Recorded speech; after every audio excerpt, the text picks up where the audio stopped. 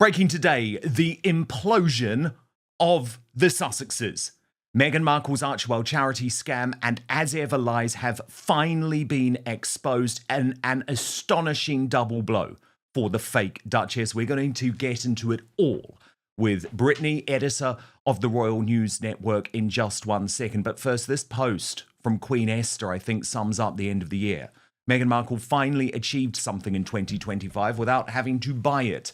Villain of the Year, Worst TV Show of 2025, Most Disliked Celebrity, a clean sweep that confirms one thing: the public is done.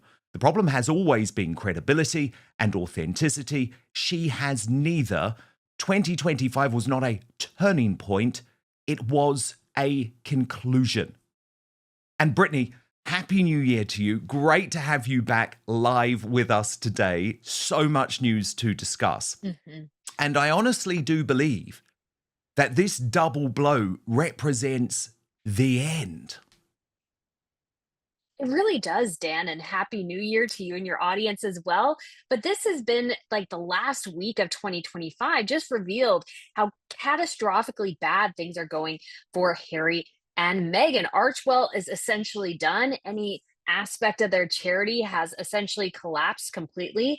And it's been revealed for what it really always was, which is a publicity stunt. They were completely and utterly willing to throw aside the people they were supposed to help. And now we have the situation where it's all their art, it's just artifice, it's just there for show. And Harry and Meghan just don't have a lot of hope going into 2026. They definitely tried to attempt, especially Meghan, to say that things were going to get better in 2025, but instead things have collapsed and burned.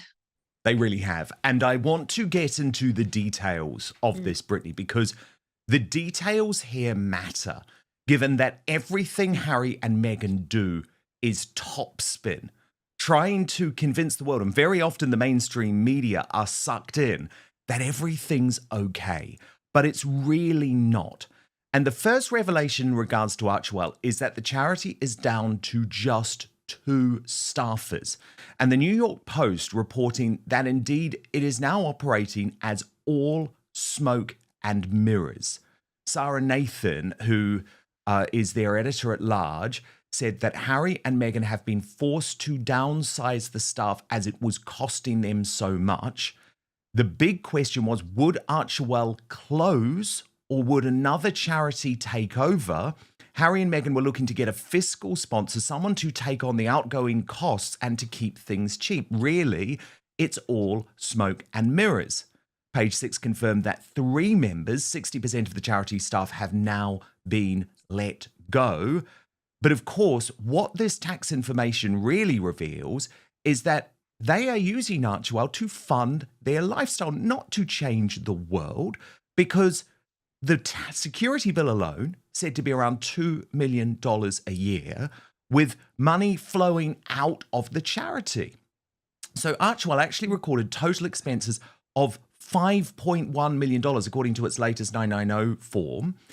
Salaries for 2024 were listed at $913,000. Expenses were up 54% year on year, soaring from $3.3 million.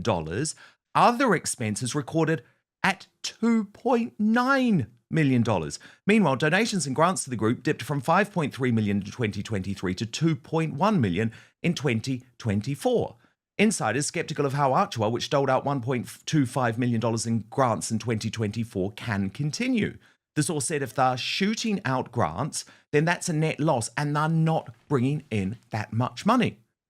So, Brittany, when you think about this, I believe it is clear exposure of what Archewell really is.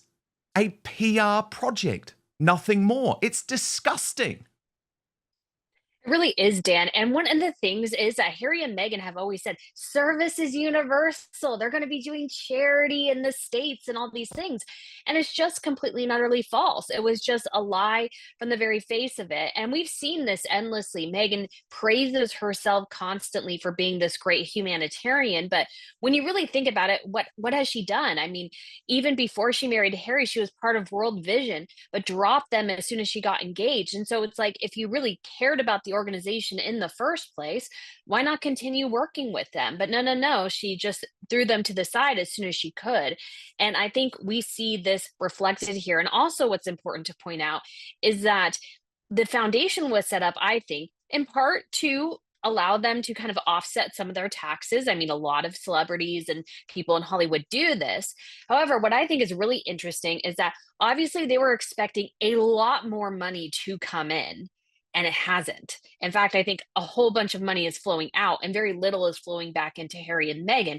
And this is part of the reason for the collapse, is that the finances are really starting to pinch, that the money is just not flowing in, and they cannot even for any more time actually sustain this charity the way they set it up. So they had to essentially, in some ways, downgrade it to actually make it manageable for them. And so, definitely the dreams of Hollywood superstardom and billions of money, billions of dollars rolling in just has never, ever happened. Of course it hasn't. Then, Brittany, we get to the exodus. And it is a very, very significant exodus because really the two most senior staff, the two people who have been propagandists for Prince Harry and Meghan, who have lied to the world for Prince Harry and Meghan, who have destroyed their own credibility for Prince Harry and Meghan, now out.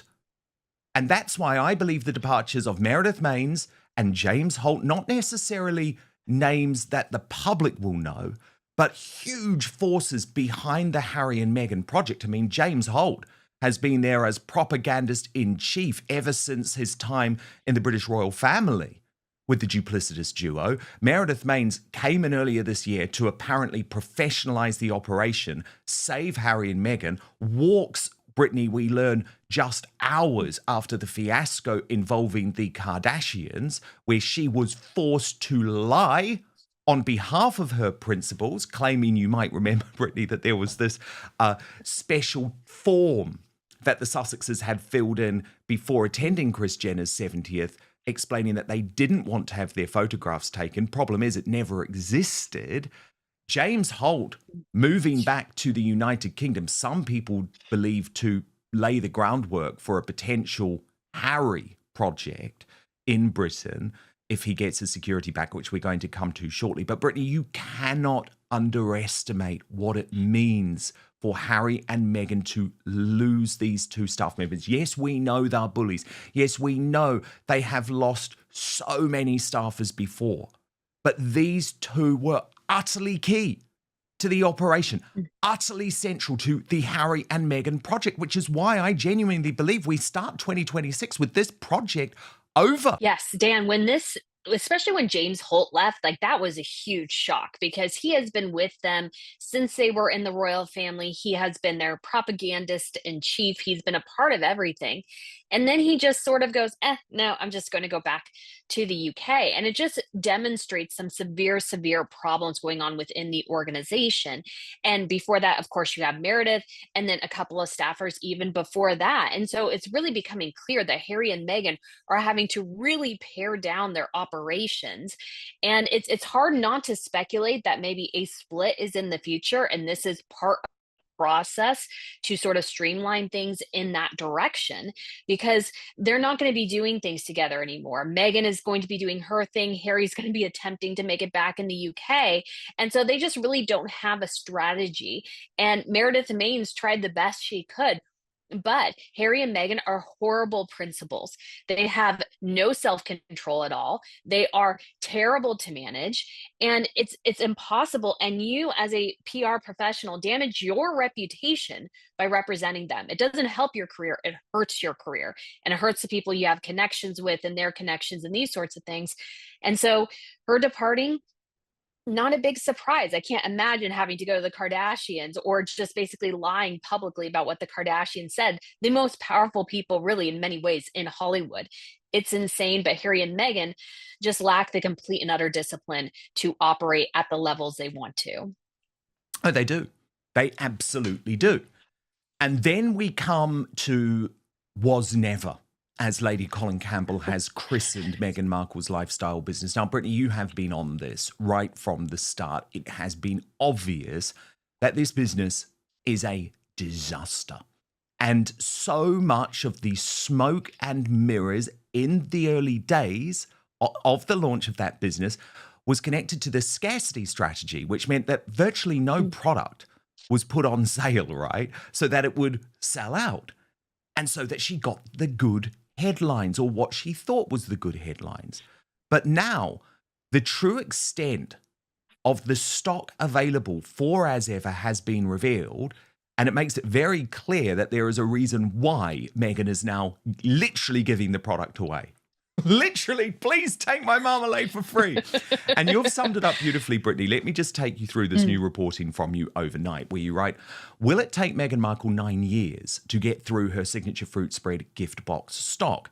That's seemingly what the math says, as an error in her As Ever website allows customers to not only see the entire amount in stock, but purchase them to the tune of over $5 million. This gives the greatest insight to the failure of As Ever so far, and the continued failure of Meghan Markle to manage products, websites, and brands, as this kind of information should never be publicly available. At this time, Meghan is sitting on roughly $23 million worth of product in stock, including 137,435 of her signature fruit spread box. The numbers last night revealed that within about 12 hours, she moved 20 of these.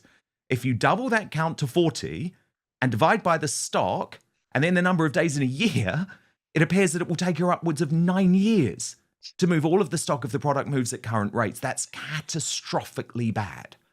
While this is just a small snapshot and not an overall indicator, it seems to confirm what many have suspected. Meghan Markle's As Ever gamble was a time suck and a money drain.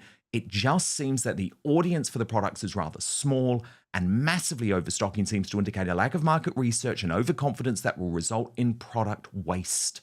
Only time will tell how long this company will last, and then you have quite rightly given credit to Saint Meghan Markle subreddit and the user KikiLove777 for discovering this obvious error in the website. Brittany, this is disastrous. This is catastrophic. It proves what you have been saying for some time, that As Ever is a flop, is a disaster. But the fact that this has been allowed to happen, Brittany, shows you what a shoddy, substandard, amateur hour business Meghan is running. It really does. I was shocked, Dan. Like when I first initially saw this post on X about it, I was like, no, there's just no way, because there's so much misinformation out there about Harry and Meghan in some ways. But then I was actually putting the numbers in, and you're getting stock counts. And I'm like, you should never, ever see that on a website. And in case, unless they have like one or two left, they will let you know that. But to have potentially 37,000 fruit spreads sitting out there is astronomically bad. And to move them so slowly, again, this was just anecdotal, is insane. And to think that the website is so poorly constructed that you can see any of this information, again, just proves how poorly managed this business is, how much of a terrible businesswoman Meghan Markle is, and how much she didn't put any forethought into this and how little it's moving. This sort of proves it, I think. Obviously, we don't know how much she put in stock in the first place and these sorts of things. But I really just don't think this brand is taking off. And she has potentially made a lot of product based off bad information rather than doing the smart thing. She did the worst thing possible. And now she might be sitting on a ton of product that is not moving. It's just absolutely insane. It's an absolute shock, really. I mean, it is and it isn't, because this is Meghan Markle. She's really bad at business. Yeah. But another I mean, indicator. It just shows how bad it is, because she is sitting on infinite numbers of stock, because Infinite Sky 55 actually did the same with every product and has now listed the current unsold inventory for the entire Was Never Sweet. And I mean, it's astonishing to me. Honey box, 24,000 available. Orange marmalade, 44,000. Flour sprinkles, 80,000. That was meant to be the big hit, Brittany. I thought that was really funny. Hardly. Sage honey, Nobody wants it. 8,000. Cider mulling kit, 14,000. Well, that was meant to sell over Christmas. No one wants it outside of Christmas. Toddy mulling kit, 15,000. The candle 1, 27,000. Candle 2, 62,000. Peppermint tea, 39,000. Lemon tea, 35,000. Hibiscus tea, 37,000. Then the wine, Brittany, which you would imagine has been ordered in lower numbers, still has huge amounts of stock. The Brut, 6,800. The Sauvignon Blanc, 46,000. The Rosé, 23,000. And the Wooden Crate, which is a single bottle, 1,900 unsold. I mean, these are eye-watering figures. Anyone looking at this business would say you have a massive problem on your hands. Well, and Dan as well, a lot of these are perishable goods. Mm-hmm. How long Mm-hmm. can she keep them in stock while they're still good if this is the amount of product she's actually made? Now, again, some people have said, well, some of this product is being made on demand or something. I don't actually think that's the case because you're talking about spreads and jams and these sorts of things, which I think you would have to make at once. And she had mentioned in an interview, don't forget, ordering 1 million jars for her spread. And so those numbers kind of calculate to that. And she has a huge problem now of having way too much inventory, potentially not being able to sell any of it. And she overestimated based on a false premise. And you'll remember as well, every time she had a sellout, she would run to like Harper's Bazaar or In Style to tell them, the business publications that they are, tell them how great her brand is doing. We haven't heard anything like that in quite a while, which I think seems to indicate that things aren't going super well. She had a little bit of interest in the beginning, but anybody who, let's say, had a curiosity factor was sort of done. And what I think is really funny is that the candle that is numbered after her birthday is the one that's still 62,000 in stock, which I find really hysterical that nobody really wants Meghan's customized candle of Meghan's birthday. I think is hilarious. So, and now, just an absolute Brittany, disaster. we learn that she's not giving up, because this is the problem. She's never going to give up. She's just going to dig the hole deeper. And look at this. Royally Sage pointing out that she pillaged Pinterest, Joanna Gaines, Martha Stewart for her show. Can't wait for the lawsuits after the news that Meghan Markle will release her first cookbook this year, featuring recipes from her Netflix series as Duchess plots expansion of her As Ever brand. I mean, the delusion. Brittany, the absolute delusion. Because, of course, we know Martha Stewart is very angry about the one pot pasta. So if Meghan dares goes and puts that recipe in the book, she could be facing a lawsuit. She definitely could. And you've got to think as well, Dan, her show didn't do well. Her show flopped and failed. It had a good first season, but that was more over the I'm Megan Sussex tantrum that she did with Mindy Kaling. I think that's why the vast majority of people watched. And we have an indication that that's true because nobody else tuned in again. And so you have this entire situation here where she's promoting this book, and this cookbook should have been available months ago, because now she's going to be too far past the show and there's no season 3. There's no way to promote it. Like, this is all so terribly done, terribly thought through. And Meghan just threw a bunch of stuff against the wall last year and nothing really stuck. And now she's stuck trying to make basically flour sprinkles all the time, make it a thing. And it's just not happening. And she's going to find a little bit of an audience for this cookbook, but I would almost guarantee you it would have sold better last year if she had tried. But she doesn't think of anything. And she's so delusional. She'll just keep spending money and spending them into bankruptcy, basically trying to make this business work. So she doesn't look like, again, having another failure on her hands. 100%. But of course, Brittany, this is why Prince Harry is so desperate. So desperate on so many levels, and most desperate to return to the United Kingdom, to get as far away from his wife as possible, which is why, and I'm furious about this, the British public, people like me, are about to have to pay for his paranoia. This from Charlotte Griffiths, who we know is a Sussex propagandist working for the Mail on Sunday, claiming that Harry's stalker scare means it is now nailed on that he is going to be given armed police guards for his visits to the UK. Now, there's the stalker. I mean, this is a female. There was no suggestion that this so-called stalker was anything other than a Sussex squad loon. but it's worked in terms of the narrative for Harry. And let me take you through Charlotte Griffith's reporting on this. It's come direct from the Sussexes. Prince Harry has won his fight for automatic taxpayer-funded armed protection when he returns to the UK, according to sources close to the Sussexes. A ruling in the Duke's favour, expected to be announced within weeks, could allow for a reunion between King Charles and his grandchildren Archie and Lily, who live in the US. Sources close to the Sussexes told the Mail on Sunday that the reinstatement of armed security has been assured after a fresh risk assessment was carried out for the Royal and VIP Executive Committee RAVEC. They said it's now a formality. Sources at the Home Office have indicated that security is now nailed on for Harry. This new revelation too, Harry was provided with police protection for 1 day only on his trip for the UK, the month of the so-called stalker. This stalker had apparently made threats online and was able to secure access to a zone close to Harry. Harry said to have felt abandoned 2 days later when, without police protection, the same woman got within a stone's throw of him at another engagement and attempted to approach him.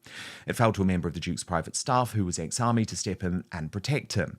His timely intervention, where he managed to body block the woman, was one of several security lapses that were included as evidence to be flagged to the Risk Management Board. According to sources, Risk Management Board members have now decided that the Duke does meet the threshold for protection, leaving RAVEC with little choice but to approve his request. A source said on Saturday the only thing that could scupper his approval now would be an intervention from the palace. That, however, seems increasingly unlikely given signs of rapprochement between the Duke and his father. Charles is said to be very keen to meet his Californian-based grandchildren on home soil again. The King last met Archie and Lily when they visited the UK as part of the late Queen Elizabeth II's Platinum Jubilee celebrations in February 2022. Another source close to the Sussexes added, "We aren't taking anything for granted. Obviously, given he's the King's son, it is the right thing to do, but it's about everyone being able to save face, and the Risk Management Board is the common sense way to do that." A source adding, "If you knew about the kind of threats Harry and his children had been getting, then you would understand why he doesn't want to bring the kids over until police protection is granted." Meghan not expected to join Harry on a visit to the UK next month when he is set to give evidence in a court case involving Associated Newspapers. A spokesman for the Sussexes said, "We can't comment on security matters." A government spokesman said the UK government's protective security system is rigorous and proportionate.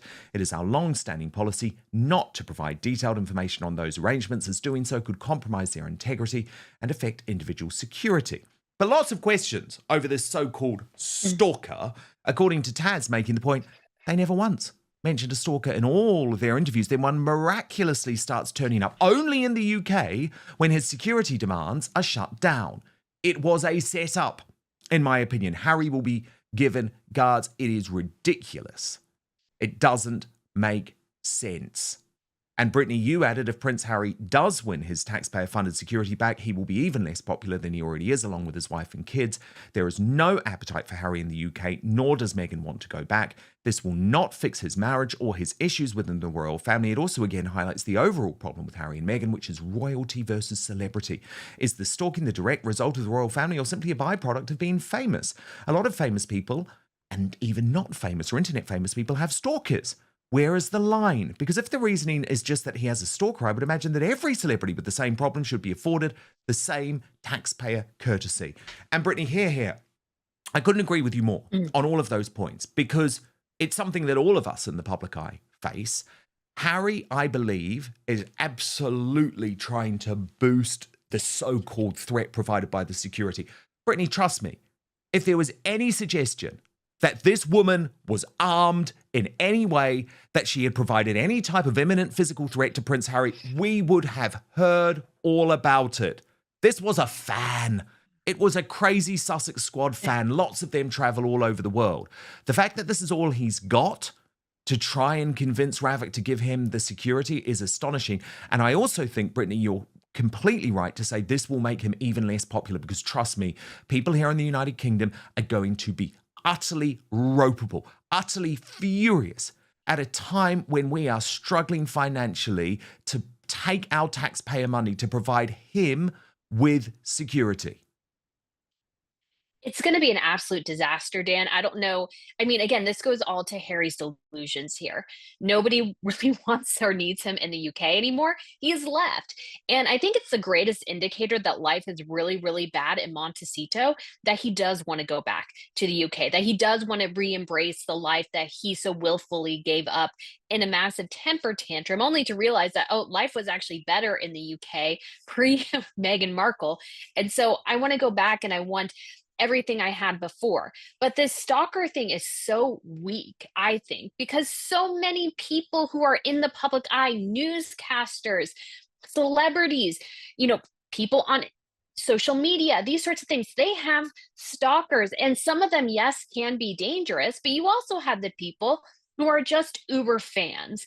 And really, this woman to me sounds more like an Uber fan who's just a little too obsessive rather than somebody truly dangerous. And it's very convenient that all of a sudden this is coming up. But again, it comes back to, is this the direct result of Harry being tied to the king because he has a function within the state, which is why the state should pay for royal security? Or is he just now a famous person? I mean, obviously, his family is a huge connection to that, but him just being famous doesn't mean he should get security.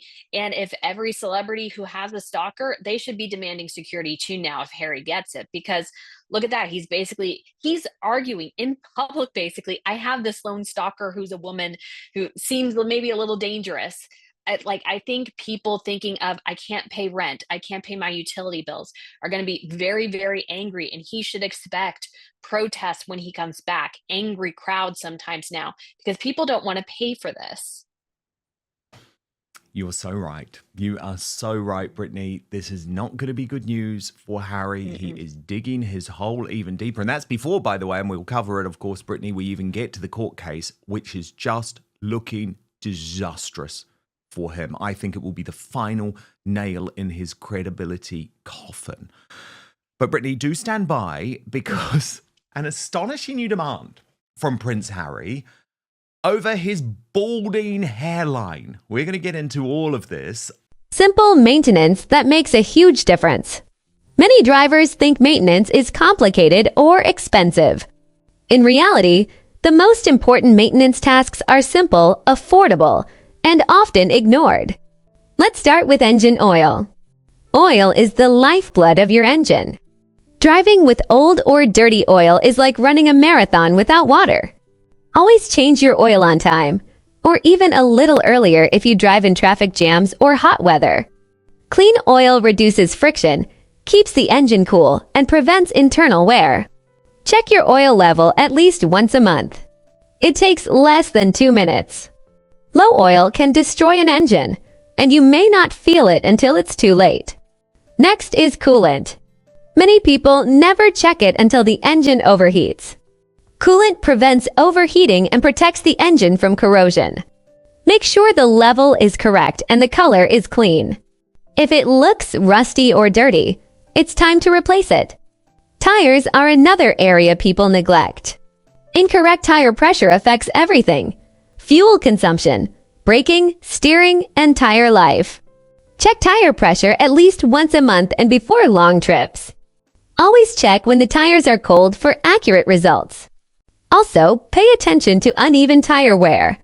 If one side wears faster, it may indicate alignment or suspension issues.